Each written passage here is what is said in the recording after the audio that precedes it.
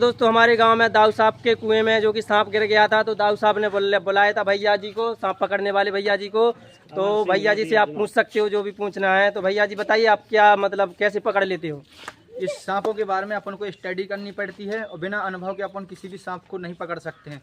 तो सांपों के बारे में पहले जानकारी के लिए हमें स्टडी करनी है और उसके बारे में एक ट्रेनिंग भी लेनी पड़ती है, क्योंकि बिना सूझबूझ के किसी भी सांप को अपन नहीं पकड़ सकते हैं। उनके मूवमेंट को समझना, कब सांप बाइट कर सकता है, कौन सांप जहरीला होता है कौन नहीं। तो हमारे यहाँ पर दोस्तों लगभग 35 प्रजातियाँ सांपों की पाई गई हैं, जिनमें से 3 सांप ही जहरीले हैं। 2 सांपों के अंदर पाया जाता है न्यूरोटॉक्सिन जहर, 1 सांप के अंदर हाई न्यूरोटॉक्सिन जहर। तो दोस्तों जो सांप रात में एक्टिव होता है वो है कॉमन करय, जिसको हमारे बुंदेलखंड में करिया गणिता के नाम से जानते हैं। वो स्पेक्टिकल्ड कोबरा से 20 गुना जहरीला होता है। वो इंसान के बिस्तर में जाता है और रात्रि सांप होता है जो अंधेरे में एक्टिव होता है। 8 बजे से सुबह 5 बजे तक उसका निकलना रहता है। तो जब भी लोग बाग नीचे बिस्तर लगाकर सोते हैं तो मच्छरदानी का उपयोग करें, और रात में अगर निकलते हैं तो फुल साइज के जूता और टॉर्च का उपयोग करें, क्योंकि वो इंसान की गंध से इंसान के बिस्तर में जाता है। उसको इंसानी गर्मी पसंद रहती है और इंसान को काट लेता है। तो उसके काटने से ना तो उसका दर्द होता है, ना ही उसके बाइट के निशान बनते हैं। तो दोस्तों जब भी अगर मच्छर जैसा दर्द होता है तो तत्काल बिस्तर को साफ करें, बिस्तर को देखें, और जहाँ भी सोते हैं तो बिस्तर को साफ करके ही सोएं, मच्छरदानी का उपयोग करें।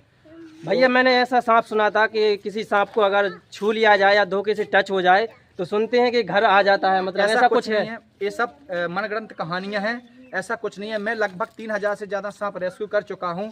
ना कोई सांप कुछ जाए, दब जाए, कट जाए, कोई सांप फोटो नहीं निकालता। वो कैमरा नहीं है, क्योंकि सांप को खुद अच्छा सांप नहीं दिखता है, वो क्या फोटो निकालेगा। कोई सांप ना घर बदला लेने के लिए आता है, ये सिर्फ फिल्म में होता है। उनने बोला कि नाग को मार दिया, अब नाग ने बदला लेने के लिए फिर रही है, ऐसा कुछ नहीं। ना ही कोई सांप इच्छाधारी होता है, ना ही किसी सांप के पास कोई मणि होती है। ये सब झूठ है, इन चीज़ों पर विश्वास नहीं करना है।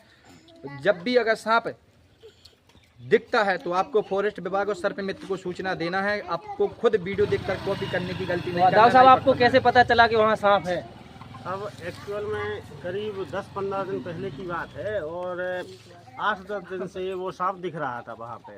तो एक हमारे मित्र आए और केर के पत्ता तोड़ने मान लो, तो उनको वो दिखा, तो उनकी घबराहट से वो जाके कुएं में गिर गया, है ना। तो कुएं में गिरने के बाद में इसके बाद हमको जानकारी लगी, 8-10 दिन बाद हमने आपको अमर सिंह भाई साहब को फ़ोन किया और आपने तुरंत हमारा फ़ोन रिसीव किया। तो आने का समय मिला, उन्होंने उस सांप को रेस्क्यू कर लिया। हम लोगों को बताया कि ये सांप कितना जहरीला है, क्या है, और सांपों की प्रजाति के बारे में आपने अभी इनसे सुना ही होगा।